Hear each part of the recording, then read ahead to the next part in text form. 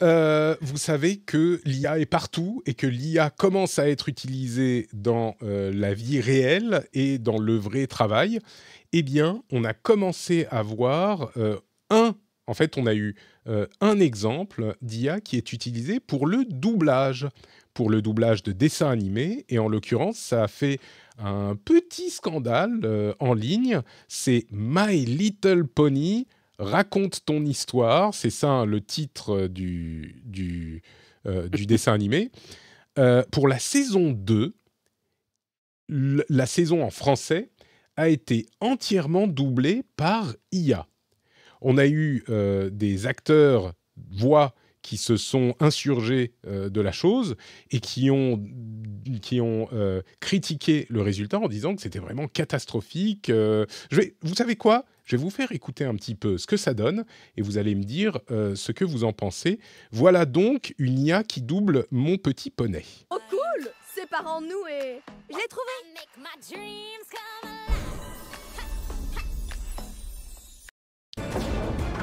Ouais, j'essaye de trouver plus de voix. Un coup de main par ici, s'il vous plaît. Faisons cela ensemble. Hé, petit, ça va? Les poneys, regardez là-haut.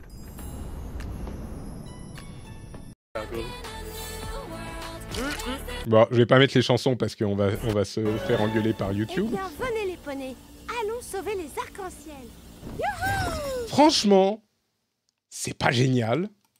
Ça, à vrai dire, il y a deux choses. J'ai été surpris de la qualité de ce que pouvait faire une IA dans ce contexte. Je pensais que ça serait beaucoup plus plat que ça.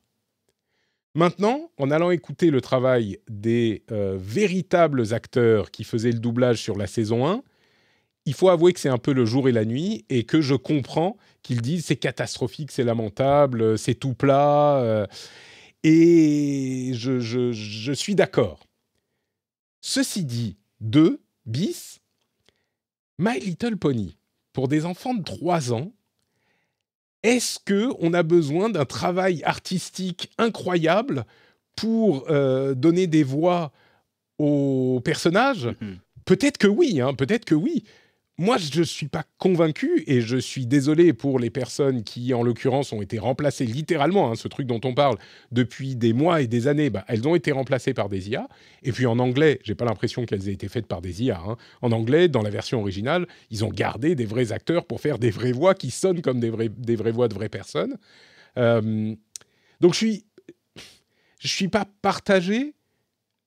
Je comprends le problème, mais je suis un petit peu en même temps pas convaincu qu'on gagne énormément à mettre un travail cher, compliqué, de recherche artistique sur des dessins animés destinés à des enfants de 3 ans. Je ne sais pas si vous avez déjà croisé des enfants de 3 ans, mais ils ne sont pas hyper regardants sur la qualité, on va dire ça comme ça.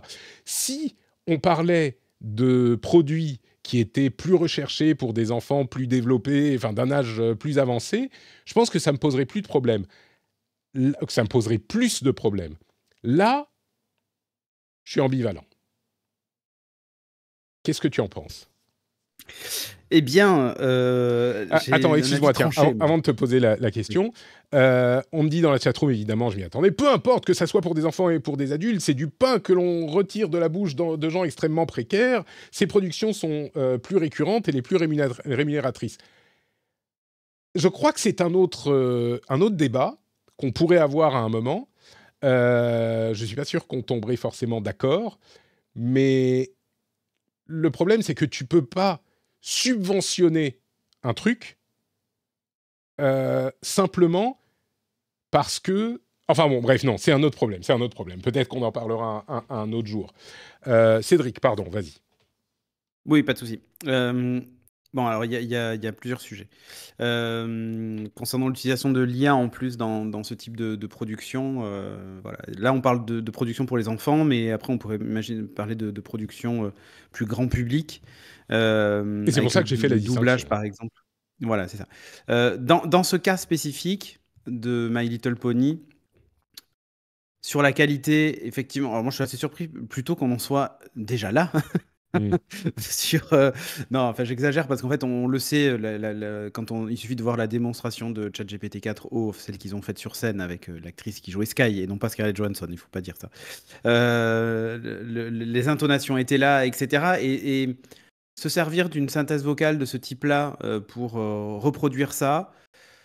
Sur un dessin animé pour enfants, de toute façon, ça n'a jamais été de très bonne qualité, on va pas se mentir, que ce soit au niveau des dialogues, des histoires. Enfin, ça dépend, évidemment. Le My Little Pony, je connais assez mal. Je connais très bien Bluey, par contre. Et Bluey, c'est extrêmement bien. Il y a des morales. Enfin, je veux dire, ce dessin animé est extrêmement bien et je vous le recommande vraiment, Bluey. J'ai pleuré devant Bluey, 2 fois. Donc, pour vous dire à quel point c'est bien fait. Et où le jeu d'acteur prend tout son sens sur, j'allais dire, du fast-food, typiquement des trucs produits à la chaîne qui ont peu d'intérêt. Je peux entendre que pour des raisons économiques, on se dise, bon allez, déjà qu'on n'a pas mis beaucoup d'argent dans l'animation et le dessin, on va pas en mettre non plus dans le doublage. Alors je connais pas My Little Pony, donc peut-être que c'est Ouais, très bien. Je sais que c'est une grosse licence, c'est une grosse licence. etc. Voilà. Ce que je peux dire vraiment, je vais essayer de retrouver un extrait d'une saison précédente.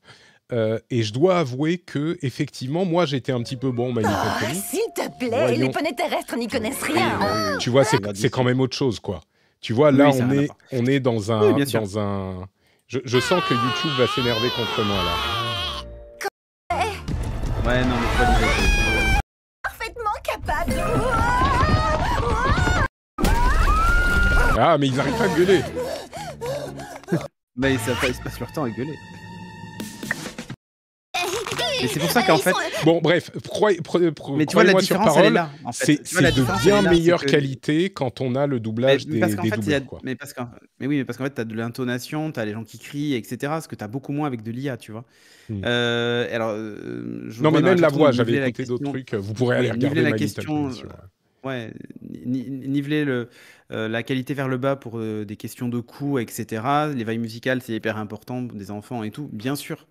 Mais moi, en fait, ma problématique, elle est déjà dans le est-ce que ce contenu, avec tout l'argent qu'on y met là actuellement dedans, est déjà de qualité suffisante pour l'éveil musical et de l'oreille de nos enfants? Je suis pas certain. En fait, ce que je veux dire, c'est que est-ce que c'est déjà un bon produit ou est-ce que ça l'est pas?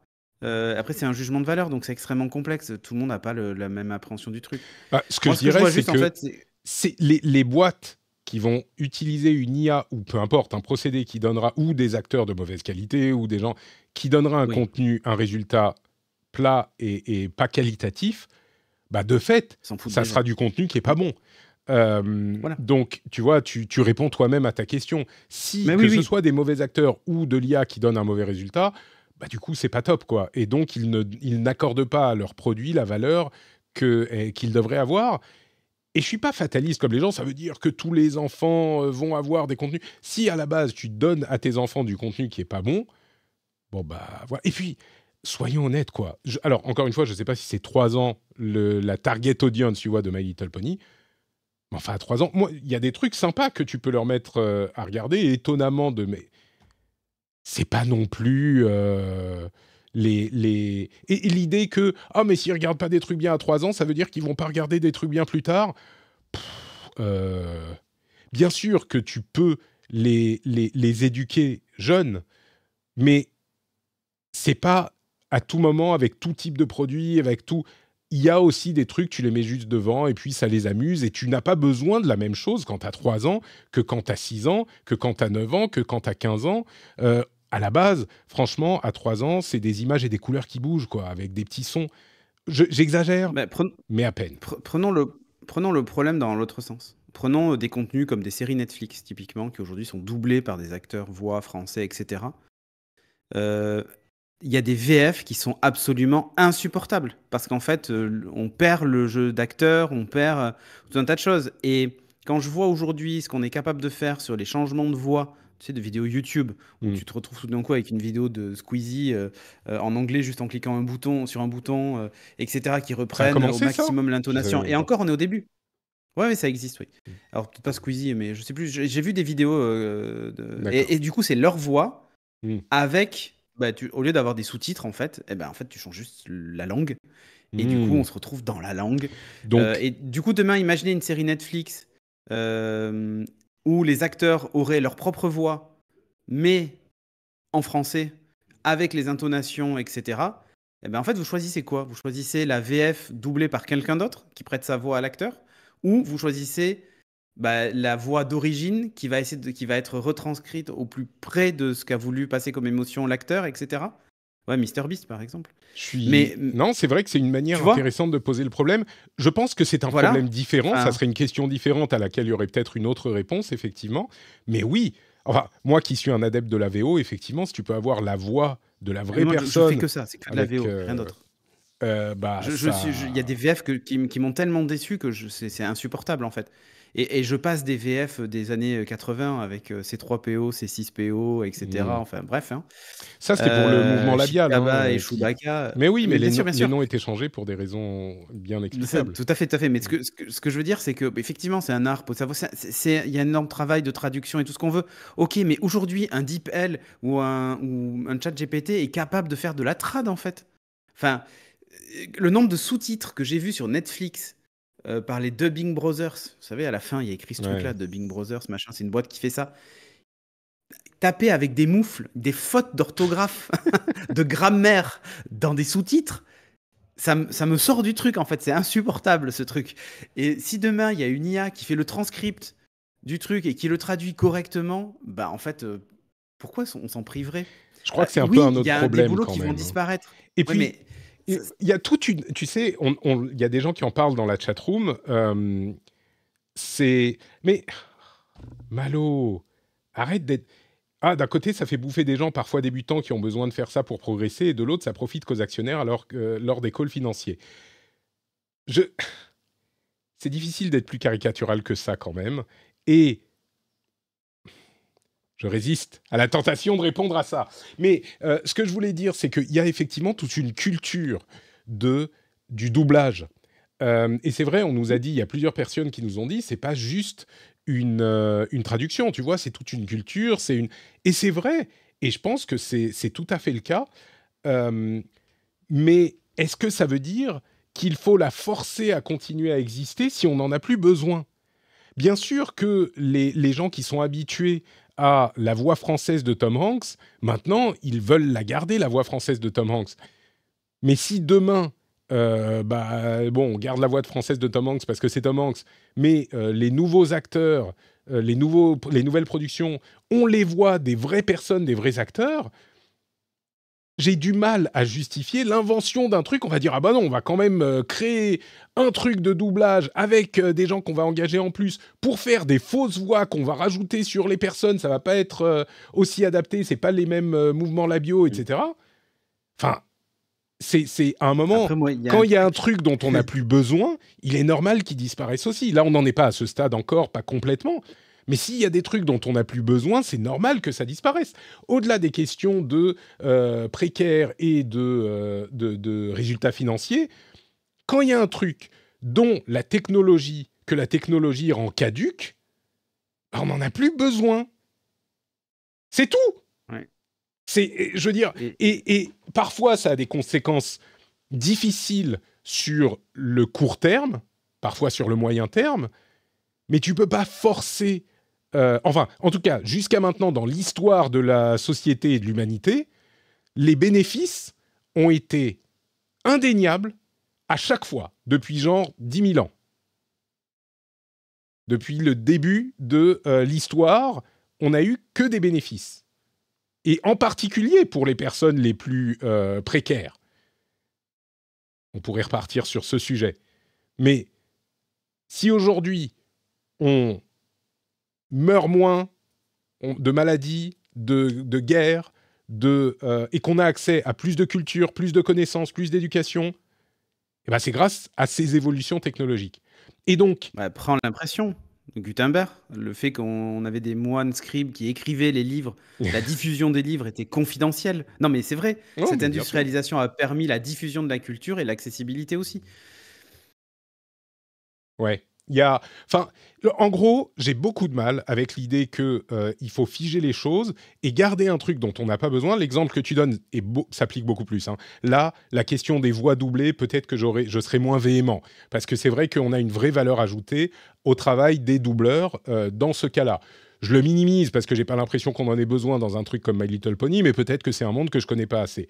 Par contre, si très bientôt on peut avoir la vraie voix du vrai acteur qui est bien synthétisée, hein, on espère que ça sera vraiment bien synthétisé et bien traduit et tout ça, avec la vraie voix du vrai acteur, on va pas artificiellement continuer à faire exister toute l'industrie du doublage pour le principe.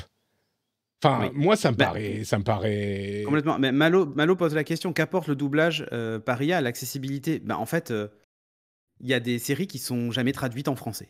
Voilà. Peut-être des dramas coréens, etc., qui sont uniquement sous-titrés. Des gens ont du mal à lire en même temps qu'ils suivent le truc, etc.